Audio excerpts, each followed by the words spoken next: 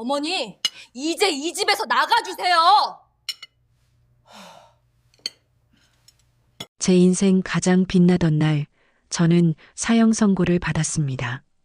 법정의 판사에게서 받은 선고가 아니었습니다. 평생을 바쳐 의사로 만들어낸 아들의 성공을 축하하던 저녁 식탁에서 제 며느리의 입을 통해 내려진 선고였지요. 여러분은 혹시 세상의 모든 소리가 사라지는 경험을 해보신 적이 있으십니까? 저는 바로 그날 저녁 그 기이하고도 끔찍한 순간을 경험했습니다. 축하주로 붉게 물든 와인잔, 자랑스러운 아들의 웃음 띤 얼굴, 은은하게 퍼지던 음식 냄새까지 제 주변의 모든 것이 한순간에 의미를 잃고 멈춰섰습니다. 오직 제 앞자리에 앉은 며느리의 차분하고 냉정한 목소리만이 제 고막을 찢고 들어와 심장에 박혔습니다. 어머니, 이제 이 집에서 나가주세요. 그 한마디에 제 시간은 영원히 그날 밤에 갇혀버리고 말았습니다. 아들의 하얀 의사 가운이 제 평생의 고난을 보상해주는 면류관이라 믿었는데 어찌하여 그 면류관을 쓴 바로 그날 저는 제 손으로 지은 왕국에서 쫓겨나는 신세가 되었을까요? 대체 어디서부터 잘못된 것이었을까요? 시장 바닥의 좌판 위에서 제 젊음을 팔아 아들의 책값을 벌었던 것이 죄였을까요? 남편 없이 홀로 아들을 키우며 오직 아들의 성공만을 바라보며 제 인생을 전부 바쳤던 것이 잘못이었을까요? 제 평생의 헌신은 정말 무엇이었을까요? 사랑이었을까요? 아니면 떨쳐낼 수 없는 굴레였을까요? 제가 아들에게 입힌 그 하얀 의사 가운이 어쩌면 우리 모두를 올가매는 수위가 되어버린 것은 아니었을까요? 이 잔인한 질문에 대한 답을 찾으려면 모든 것이 시작된 그날 아침으로, 아니, 제 아들을 위해 살아온 제 평생의 시간 속으로 함께 거슬러 올라가야만 합니다. 제 아들의 하얀 가운이 제 눈물과 땀으로 어떻게 지어졌으며 마침내 그 옷의 무게가 우리 모두를 어떻게 짓누르게 되었는지에 대한 이 긴 이야기를 말입니다. 영상 보시기 전 구독, 좋아요 눌러주세요. 더 좋은 영상 제작에 큰 도움이 됩니다. 부탁드리겠습니다. 모든 것은 제 아들 민혁이의 전문의 합격 소식을 들었던 바로 그날 저녁에 일어났습니다. 제 평생의 기쁨과 절망이 한순간에 교차했던 결코 잊을 수 없는 그날 밤의 이야기지요. 그날 새벽 저는 동이 트기도 전에 잠에서 깨었습니다. 늙으면 잠이 없어진다지만 그날은 설레는 마음에 한숨도 제대로 이룰 수가 없었습니다. 창밖은 아직 어두웠지만 제 마음은 벌써 환한 대낮이었습니다. 조용히 일어나 부엌으로 향해 가장 큰 냄비를 꺼내 들었습니다. 며칠 전부터 정성껏 고아낸 사골 국물을 마지막으로 끓이기 위해서였습니다. 뽀얗게 우러난 국물을 보고 있자니 제 고단했던 삶이 저 국물 속에 녹아 보상받는 듯한 기분이 들었습니다. 남편 없이 홀로 민혁이를 키우던 시절이 있었습니다. 비린내 진동하는 시장 좌판에 앉아 언손을 호호 불어가며 생선을 팔았습니다. 행여나 아들이 기죽을까 남들 다니는 학원 하나라도 더 보내고 싶어. 밤에는 식당 주방에 나가 그릇을 닦았지요. 뜨거운 물에 손이 붓고 트는 것은 일상이었고 억척스럽다는 말을 훈장처럼 여기며 살았습니다. 그 모든 세월의 목표는 단 하나, 아들 민혁이의 성공이었습니다. 그리고 그 성공의 정점은 바로 의사라는 하얀 가운이었지요. 마침내 그 꿈이 이루어졌습니다. 전화를 붙들고 아들의 합격 소식을 전해 들었을 때 저는 시장 바닥에 주저앉아 한참을 울었습니다.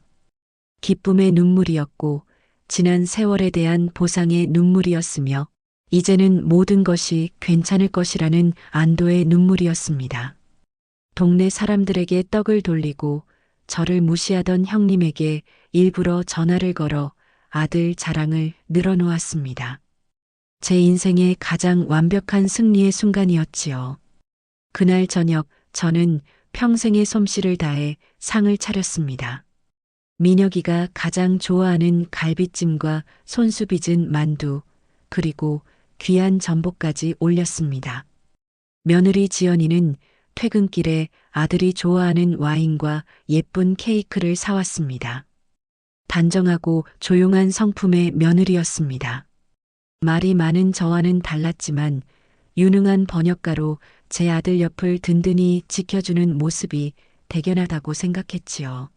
물론 요즘 젊은 아이들이 다 그렇듯 살가운 맛은 좀 없었지만 의사 아내로는 부족함이 없다고 여겼습니다.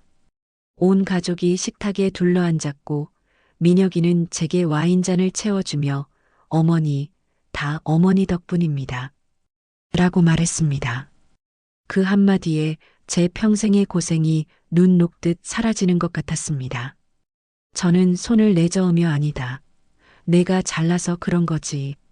이제 이 어미는 아무 걱정 없다. 너희들 뒷바라지하며 손주나 돌보다 가면 그게 내 복이다. 라고 화답했습니다. 제 말은 진심이었습니다.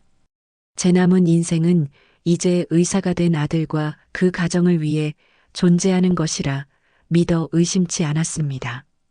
분위기는 화기애애했습니다. 아들의 미래와 곧 태어날 손주에 대한 이야기로 웃음꽃이 피었습니다. 저는 민혁이의 병원 근처로 이사할 계획이며 앞으로 아이는 제가 전적으로 맡아 키울 것이니 며느리는 마음 편히 일에만 집중하라는 구체적인 계획까지 신이 나서 늘어놓았습니다. 그것이 제가 상상할 수 있는 가장 완벽한 미래의 그림이었습니다. 아들은 의사로서 명성을 쌓고 며느리는 커리어를 이어가며 저는 그 모든 것을 가능하게 하는 든든한 울타리가 되어주는 것 말입니다. 바로 그때였습니다. 며느리 지연이가 조용히 와인잔을 내려놓았습니다. 시끄럽던 식탁에 순간 정적이 흘렀습니다. 무슨 말을 하려는 듯 입술을 달싹이던 며느리는 이내 저를 똑바로 쳐다보며 입을 열었습니다. 며느리의 목소리는 놀라울 정도로 차분하고 또렷했습니다. 그 목소리가 제 귀에 박히는 순간 저는 시간이 멈추는 것을 느꼈습니다. 어머니, 이제 이 집에서 나가주세요. 그 다음 말은 제대로 들리지 않았습니다. 근처에 좋은 오피스텔을 알아봤다는 둥, 저희도 이제는 독립된 부부로서의 삶을 살고 싶다는 둥 합리적인 이유들이 뒤따랐지만 제 귀에는 그저 윙윙거리는 소음처럼 맴돌뿐이었습니다. 제 머릿속은 온통 나가달라는 그 첫마디로 가득 차 있었습니다. 평생을 바쳐 이룩한 아들의 성공. 그 성공의 공간이자 제 유일한 안식처였던 이 집에서 저는 퇴거를 선고받은 것입니다. 고개를 들어 아들의 얼굴을 보았습니다. 아들은 충격에 빠진 얼굴로 굳어 있었습니다.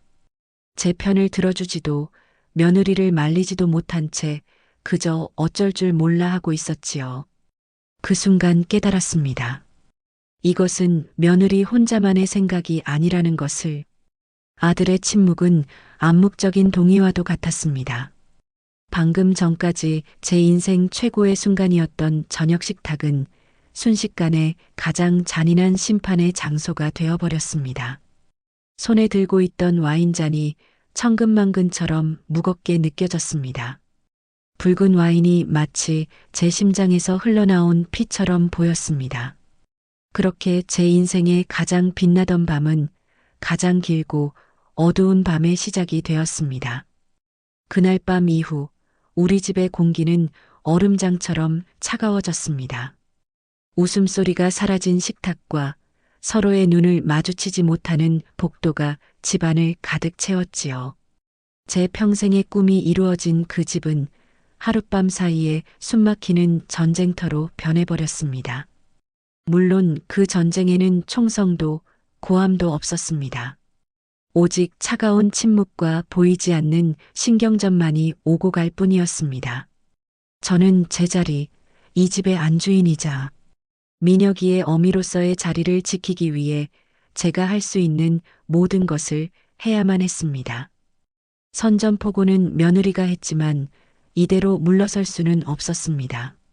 이곳은 제 아들의 집이기 이전에 제 청춘과 희생을 바쳐 쌓아 올린 성과도 같았으니까요. 그래서 저는 다음날 새벽 평소보다 더욱 일찍 일어났습니다. 제 무기는 부지런함과 헌신이었습니다. 아들이 좋아하는 소고기 뭇국을 끓이고 6가지가 넘는 밑반찬을 새로 만들었습니다. 일부러 그릇 부딪히는 소리, 도마지라는 소리를 조금 더 크게 내며 제가 이 집의 아침을 열고 있음을 온몸으로 알렸지요. 며느리는 아침을 거르는 일이 많았지만 아들은 든든하게 먹여 병원에 보내야 한다는 것이 제 철칙이었습니다. 그러나 주방에 나온 아들은 제 눈치를 보며 어색하게 섰고 며느리는 토스트 한 조각을 든 채 노트북만 들여다볼 뿐이었습니다. 제가 차린 풍성한 아침상은 누구도 온전히 즐기지 못하는 그저 제 존재감을 드러내는 전시품이 되어버렸습니다. 며느리는 제 이런 노력을 마치 투명인간의 몸짓처럼 대했습니다. 제가 아무리 쓸고 닦아도 정성껏 음식을 해바쳐도 그 아이는 고맙다는 말 한마디 없이 자신의 일상을 유지했습니다. 그 아이의 무기는 침착함과 합리성이었지요. 저녁 식사가 끝나면 며느리는 조용히 제게 다가와 자신의 스마트폰을 보여주곤 했습니다. 그 작은 화면에는 제가 살게 될 것이라는 오피스텔의 사진들이 담겨 있었습니다. 어머니, 여긴 채광이 정말 좋대요. 여긴 병원이랑 공원이 가까워서 산책하시기 좋을 거예요. 악에 하나 섞이지 않은 상냥한 목소리로 속삭이는 그 말들이 제게는 세상에서 가장 잔인한 퇴거 통보였습니다. 그 작은 기계 화면에 떠오른 반짝이는 새집 사진들은 제가 낡고 불필요한 존재가 되었음을 알리는 무언의 경고장과도 같았습니다. 가장 저를 힘들게 한 것은 바로 아들 민혁이의 침묵이었습니다. 제 아들은 그 모든 상황 속에서 유령처럼 행동했습니다. 병원 일이 바쁘다는 핑계로 아침 일찍 집을 나섰고 회식과 응급수술을 이유로 밤늦게 들어왔습니다. 집은 잠만 자는 하숙집이 된 듯 했습니다.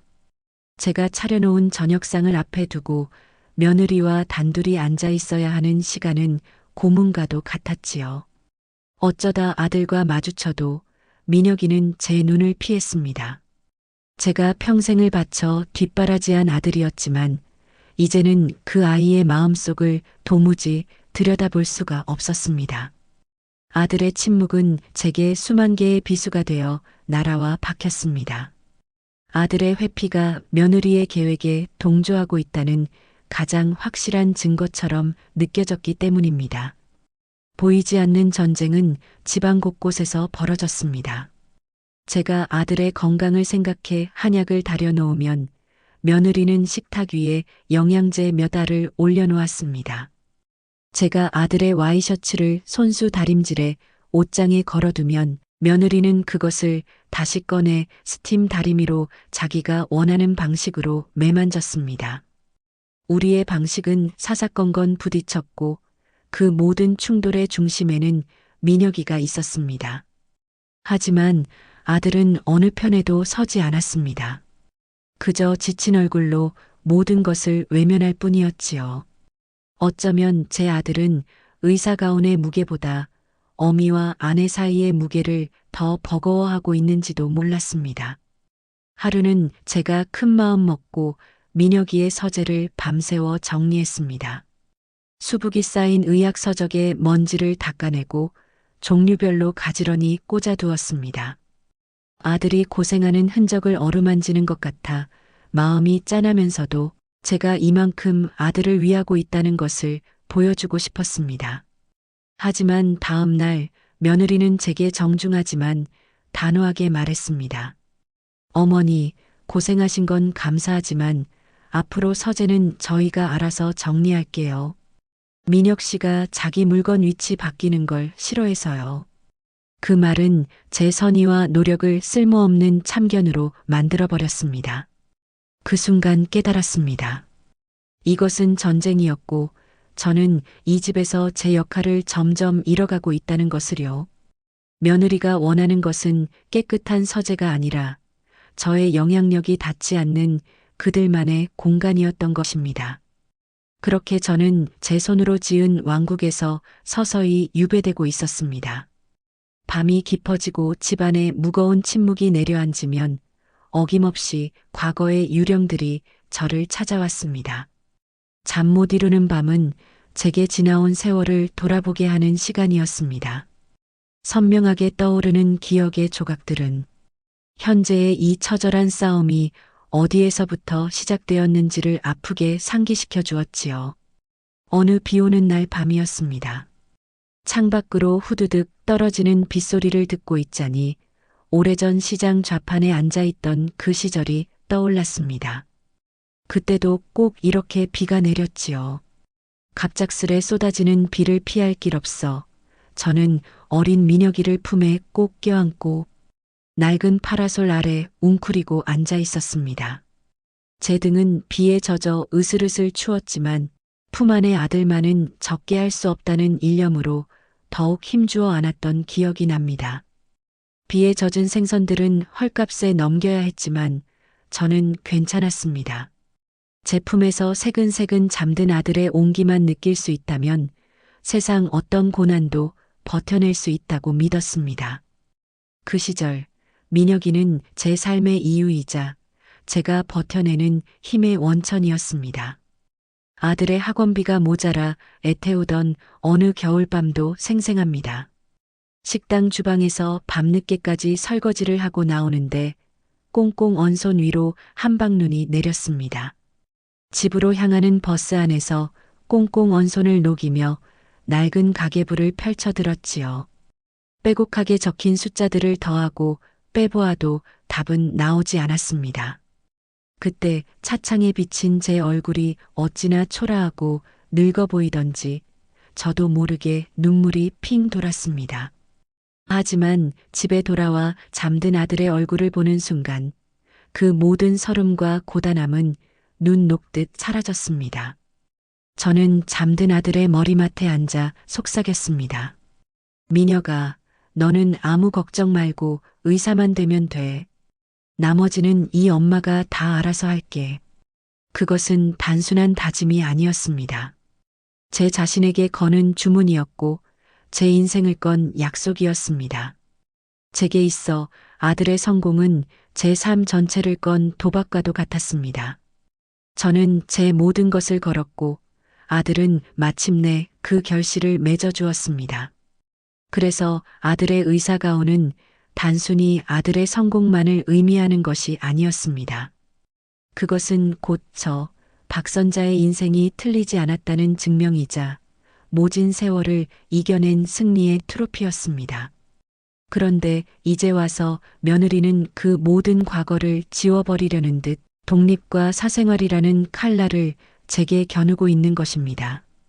며느리에게는 그것이 합리적인 선택일지 모르나 제게는 제 인생 전체를 부정당하는 것과 같은 모욕이었습니다. 반면 며느리에게도 자신만의 과거가 쌓여가고 있었음을 저는 미처 헤아리지 못했습니다. 어느 주말 오후 거실에서 조용히 책을 읽고 있는 며느리의 뒷모습을 본 적이 있습니다. 평소처럼 안쓰러운 마음에 아가, 출출하지? 뭐 좀 내어줄까? 하고 물으며 다가갔지요. 하지만 며느리는 화들짝 놀라며 어깨를 움츠렸고 그 순간 저는 보았습니다. 그 아이가 책을 읽는 것이 아니라 텅 빈 눈으로 창밖만 바라보고 있었다는 것을요. 결혼 후 그 아이는 집에서 번역 일을 했습니다. 제가 보기에는 편하고 좋은 직업이었지요.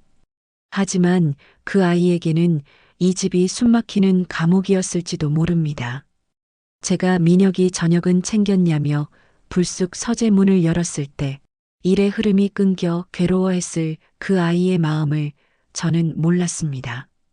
부부의 침실까지 서슴없이 들어가 이부자리를 정리해주고 옷가지를 개어주는 제 행동이 그 아이의 사적인 영역을 침범하는 폭력일 수 있다는 생각은 꿈에도 해본 적이 없었습니다. 제 모든 행동의 앞에는 다 너희를 위해서라는 대의명분이 붙어 있었으니까요. 저는 사랑과 헌신이라 믿었지만 며느리에게는 그것이 감시와 통제로 느껴졌을 겁니다. 그 아이가 말없이 쌓아온 시간의 무게를 저는 너무나도 모르고 있었습니다. 현재의 이 보이지 않는 전쟁은 결국 각자가 살아온 과거의 유령들이 부딪히는 싸움이었습니다. 저는 제 희생의 역사를 보상받으려 했고 며느리는 자신의 미래를 지켜내려 했습니다. 그리고 그 전쟁의 한가운데 제 아들 민혁이가 있었습니다. 아들은 제게는 제가 쏟아부은 과거의 총체였고 며느리에게는 함께 만들어가야 할 미래의 시작이었습니다. 아들은 과거의 빚과 미래의 약속 사이에서 위태롭게 서 있는 채무자와도 같았습니다. 제 거친 손에 새겨진 희생의 시간과 며느리의 지친 눈에 어른거리는 상처의 시간들이 하나의 공간에서 충돌하며 우리 세 사람을 파국으로 몰아가고 있었습니다. 팽팽하게 당겨진 시위는 언젠가 부러지기 마련입니다. 우리 집을 감싸고 있던 위태로운 평화 역시 예고 없이 찾아온 작은 종이 한 장에 산산조각 나고 말았습니다. 그날의 일은 마치 제 삶을 지탱하고 있던 마지막 제방이 무너져 내리는 것과 같았습니다. 며칠간 이어진 냉전으로 집안은 묘한 안정감을 찾아가는 듯 했습니다. 저는 여전히 새벽같이 일어나 제 역할을 묵묵히 수행했고 며느리는 그런저를 없는 사람처럼 대하며 자신의 일상을 유지했습니다. 아들은 그 사이에서 그림자처럼 오갈 뿐이었지요. 어쩌면 이대로 시간이 흐르면 며느리도 지쳐나가 떨어지거나 혹은 제가 이 집에 없어서는 안 될 존재임을 인정하게 될지도 모른다는 어리석은 희망을 품었던 것도 같습니다. 하지만 그 희망은 며느리가 내민 얇은 서류 한 장에 무참히 찢겨나갔습니다. 그날 저녁 며느리는 거실 소파에 앉아 있는 제 앞에 다가와 A사 용지 몇 장을 조심스럽게 내려놓았습니다. 그것은 부동산 임대차 계약서였습니다. 제 이름 석자가 선명하게 적혀 있는 바로 그 오피스텔의 계약서였지요. 며느리는 제가 결정하기 어려울 것 같아 일단 가계약금만 걸어두었다고 했습니다. 이사 날짜는 언제든 제게 맞출 수 있다는 친절한 설명과 함께였습니다. 그 순간 제 머릿속에서 무언가 툭 하고 끊어지는 소리가 들렸습니다. 며느리의 행동은 제게 더 이상의 선택권이나 저항의 여지를 주지 않겠다는 최후 통첩이었습니다. 그것은 단순한 제안이 아니라 이미 결정된 사안에 대한 이행 통보였지요. 제 평생의 희생과 헌신이 고작 이 종이 몇 장으로 정리되고 폐기 처분되는 기분이었습니다. 지난 며칠간 애써 눌러왔던 서름과 분노, 배신감이 한꺼번에 목구멍으로 치밀어 올랐습니다. 저는 자리에서 벌떡 일어났습니다. 제 손이 부들부들 떨렸습니다. 저는 그 계약서를 갈기갈기 찢어 허공에 뿌려버리고 싶었지만 차마 그러지는 못했습니다. 대신 저는 마침 퇴근해서 들어서는 아들에게로 향했습니다. 제 눈에는 더 이상 며느리가 보이지 않았습니다. 제 분노와 원망은 오직 제 아들 강민혁에게로 향했습니다. 민혁아, 너도 알고 있었니? 내 아내와 이 어미를 내쫓을 계획을 너도 함께 세운 것이냐? 제 목소리는 제가 생각했던 것보다 훨씬 더 날카롭고 원망스럽게 터져나왔습니다. 민혁이는 당황한 얼굴로 저와 며느리를 번갈아 쳐다볼 뿐 아무 말도 하지 못했습니다. 그 침묵이 제게는 긍정의 의미로 다가왔고 마지막 남았던 이성의 끈을 놓아버리게 만들었습니다. 내가 너를 어떻게 키웠는데 시장 바닥에서 흙물 묻혀가며 남의 집 부엌대기로 서름 받아가며 너를 의사로 만들었어. 그런데 내가 어미에게 어떻게 이럴 수가 있어. 제 입에서는 평생 가슴속에 묻어두었던 한과 서름이 본물처럼 터져 나왔습니다. 비 오는 날 아들을 업고 병원으로 뛰었던 기억, 학원비를 벌기 위해 밤새 무거운 그릇을 나르다 허리를 다쳤던 기억, 그 모든 고통스러운 시간들이 눈앞을 스쳐 지나갔습니다. 저는 아들의 멱살이라도 잡고 흔들고 싶은 심정이었습니다. 그때였습니다. 줄곧 침묵을 지키던 며느리가 처음으로 제게 맞서 소리쳤습니다. 어머니 인생이 힘들고 고단하셨던 거 알아요. 하지만 어머니의 인생이 저희의 인생은 아니잖아요. 저희도 저희의 삶을 살고 싶어요. 그 아이의 절규 섞인 외침은 제게 또 다른 충격이었습니다. 늘 조용하고 차분하던 며느리의 격앙된 모습은 낯설었고 그 말 속에 담긴 날카로운 진실은 제 심장을 후벼 팠습니다. 그 순간 세상이 빙글빙글 돌기 시작했습니다. 아들의 죄스러운 얼굴과 며느리의 눈물, 맺힌 얼굴이 겹쳐 보이다가 이내 모든 것이 어둠 속으로 가라앉았습니다. 제 몸이 바닥으로 쓰러지는 감각을 끝으로 저는 의식을 잃고 말았습니다. 다시 눈을 떴을 때 제 눈에 들어온 것은 낯선 병실의 하얀 천장이었습니다. 팔에는 차가운 링거 바늘이 꽂혀 있었고 제 옆에는 하얀 의사 가운을 입은 제 아들이 초췌한 얼굴로 저를 내려다보고 있었습니다.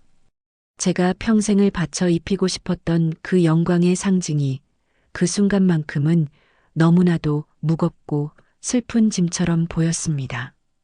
아들은 아무 말 없이 그저 제 손을 잡고 눈물만 뚝뚝 흘리고 있었습니다. 그렇게 우리 가족을 위태롭게 지탱하던 마지막 제방은 완전히 무너져 내렸습니다. 제 절규와 며느리의 외침, 그리고 아들의 침묵이 만들어낸 거대한 탕류가 우리 세 사람을 덮쳐버린 것입니다. 이제 우리는 이 거센 물살 속에서 각자 살아남을 길을 찾아야만 했습니다. 하지만 이미 너무 많은 것이 부서져 버린 뒤였습니다. 병원에서의 시간은 느리게 흘러갔습니다. 저는 창밖으로 빠르게 변하는 하늘의 색을 보며 많은 생각을 했습니다. 소란스럽던 마음은 이상하리만치 고요해졌고 제 인생을 무겁게 짓누르던 것들을 조금은 멀리서 바라볼 수 있게 되었습니다. 시민성 쇼크라는 진단명은 제 몸이 마음의 고통을 더는 견디지 못하고 지른 비명과도 같았습니다. 아들 민혁이는 죄인처럼 매일 저를 찾아왔습니다. 환자가 아닌 어머니를 돌보는 아들의 모습은 어색하고 위태로워 보였습니다. 제 혈압을 재고 링거의 속도를 조절하는 아들의 손길은 능숙했지만 그 아이의 눈은 언제나 슬픔으로 젖어 있었습니다. 우리는 별다른 말을 나누지 않았습니다. 때로는 침묵이 수만 마디의 말보다 더 많은 것을 담아내기도 하는 법이지요. 저는 아들의 지친 어깨 너머로 그 아이가 짊어진 삶의 무게를 어렴풋이 느낄 수 있었습니다.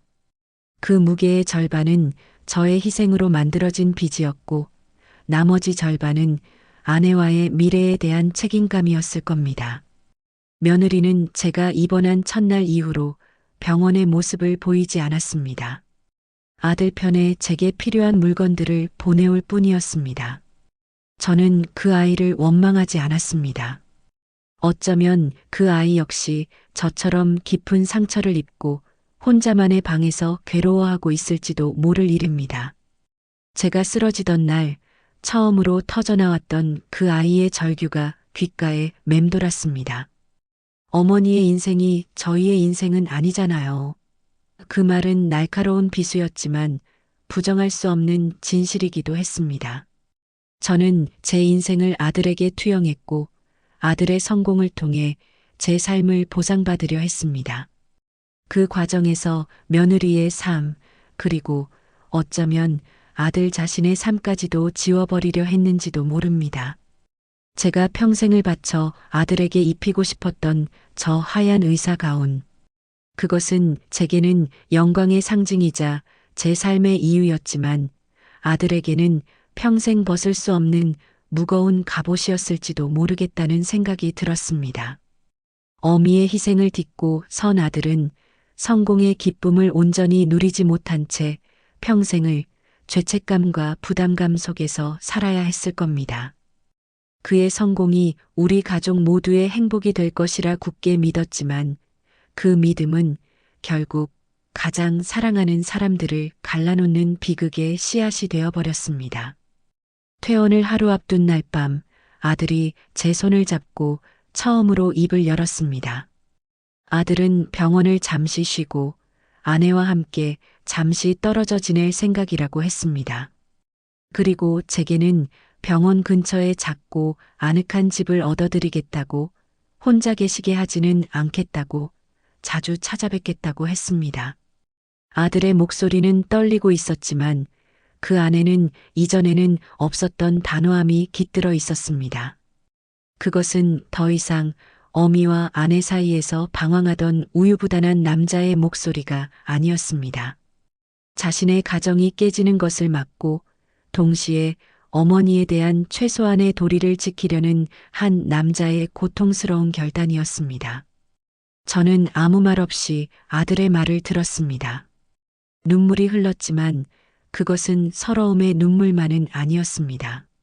제 아들이, 제 품 안의 어린 아들이 드디어 스스로의 인생에 대한 처방을 내리고 있다는 안도감 섞인 눈물이었습니다.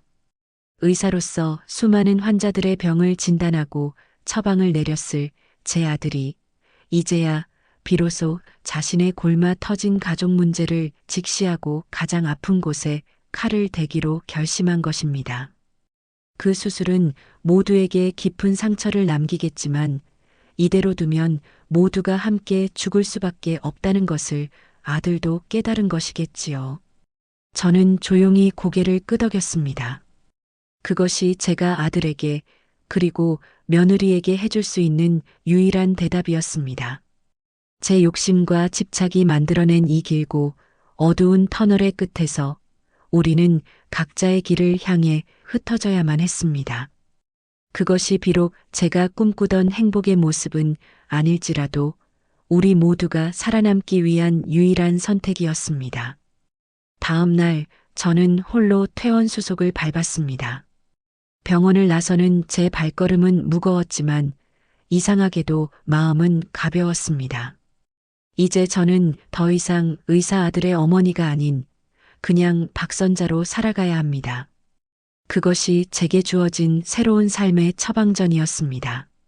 앞으로의 날들이 외롭고 허전할 테지만 저는 괜찮을 겁니다. 제 아들이 자신의 무게를 짊어지고 자신의 삶을 살아가는 한 저는 괜찮을 겁니다. 그것이 제가 평생을 바쳐 아들을 키운 진짜 이유였으니까요.